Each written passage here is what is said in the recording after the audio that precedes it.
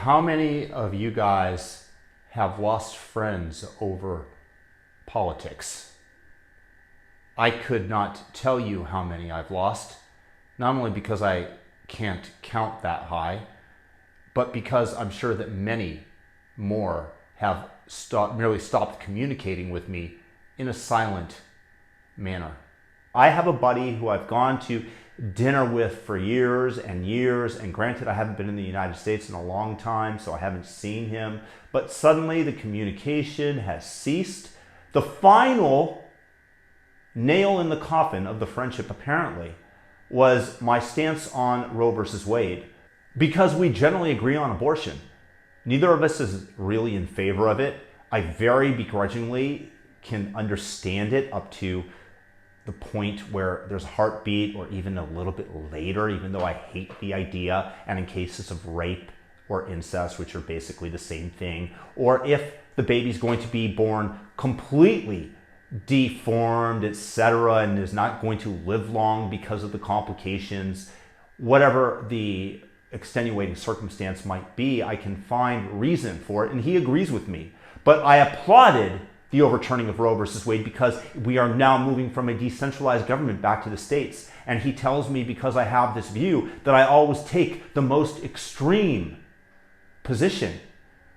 And I ask myself, we basically agree on this, but because I demur to agree to the Democratic talking points this much, I have an extreme position. Dare to disagree with these people, and your position is considered extreme.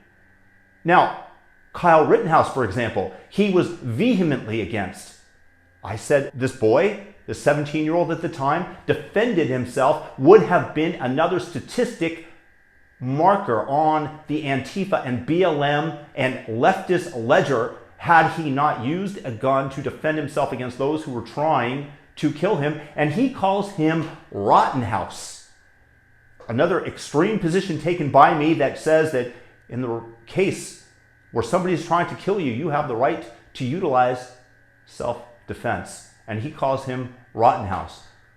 When Ahmaud Arbery took place, because I had been gaslighted on Michael Brown, hands up, don't shoot, all the lies that they tried to tell, with the vice president still to this day calling it murder for political gain. You want to talk about extreme positions, lying and gaslighting the public for your own personal gain? That to me is extremist, because I believe in truth. So I withheld and reserved judgment on whatever took place with Ahmaud Arbery until the facts came out, because Trayvon Martin, because the Covington kids, because of Jussie Smollett.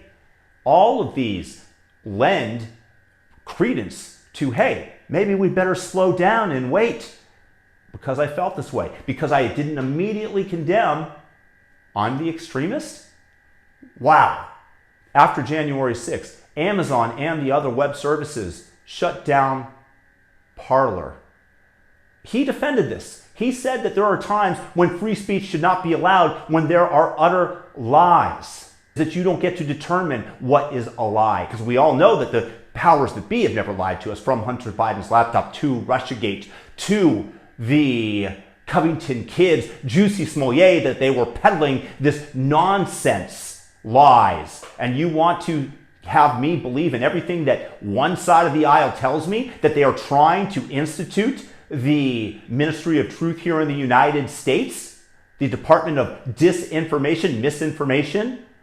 Yeah, I don't think so. I don't want to have to listen to people telling me that if you take the vaccine, that you will not get the disease. The various shots that people are getting now cover that. You're okay. You're not going to get COVID if you have these vaccinations. Yeah. And then that turned out to be false. But we could not state differently, because on what is now the public square, Facebook and Twitter, this was disallowed.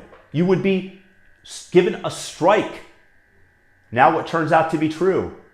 And yet you support shutting this down. And you call yourself a liberal, somebody who is willing to shut down free speech when it goes against his beliefs. That's not what free speech is. Free speech is when we allow those who speak whom we disagree with. It's very easy to allow free speech with those who you are fully on board with, isn't it?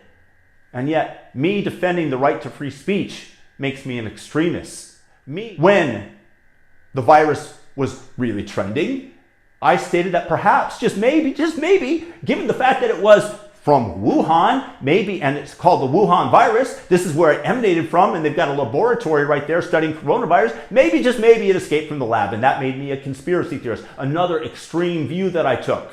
This is the divide in America. If you don't immediately agree with those who are trying to hoodwink you, to proselytize their messages, if you don't immediately kowtow to the woke mob, then we will cancel you. And this has happened to so many people. This is one amigo of mine who, because I might have defended Donald Trump on various accusations that the media made of him, told me that I was an extremist because I did not believe Russiagate. Oh, how'd that turn out? And this guy still won't even admit that the Hunter Biden laptop was real.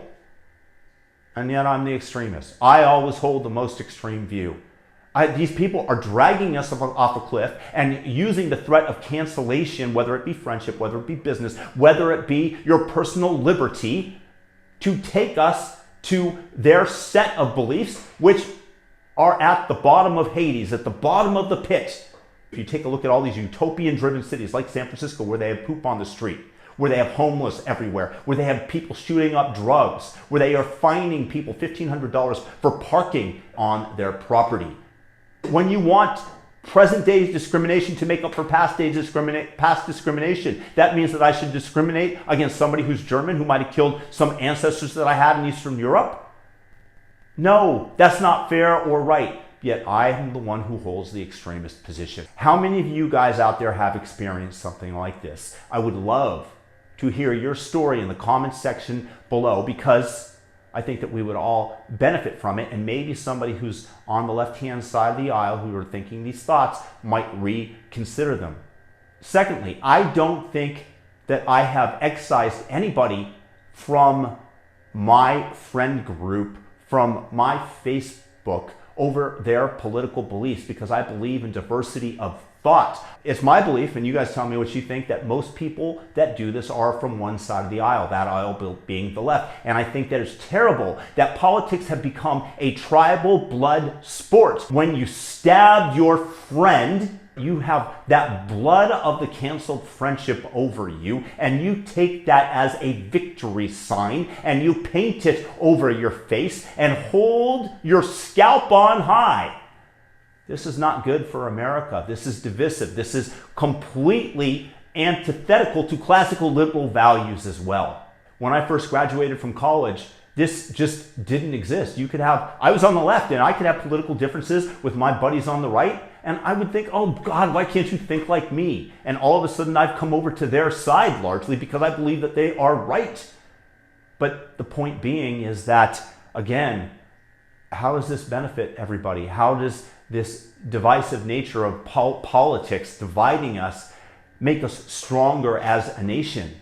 And I don't even hate my friend, because I believe that he's fallen under some mind control that makes him so prickly to opinions that differ from his own. Maybe there's a cancellation threat. You know, he says that he has Republican friends, and I'm not even a Republican, I'm a libertarian. I believe in liberty of the individual. I don't want people telling me what to do, which is part of the reason that I have a little bit of leeway with abortion, even though I'm morally opposed to it. But the truth is that it does us very little good to demonize these people. I want to have compassion for them. I want to get along with them. I want to be able to hear their point of view and have it affect me, and allow my views to affect them, and let the best ideas win out, which is the whole point of free speech, is that we resolve our differences peacefully. Rather than by violence, we do so in the octagon of ideas. And may the best idea win out. I just truly hope that we as a nation can break out of this hyperpolarization before it's too late. There are evil people out there spinning narratives for their own gain. Black Lives Matter, Elizabeth Ward, Kamala Harris, as I said earlier, as well as people on the right-hand side of the aisle that do so as well. I just think that it's very important to bring awareness to this so that maybe somebody, just one person out there, a few people, okay, let's say 20 people out there who might see this video can say, am I doing this? Is this the way that I want to be? And we can recalibrate our actions towards our friends that we disagree with so that we don't end up split up like this. So for those of you guys out there with a thought, an opinion on this, please leave it in the comment section below. I want us as Americans, as free thinkers, as liberty-oriented people to get along and be able to hear each other's points of view and not call them extreme.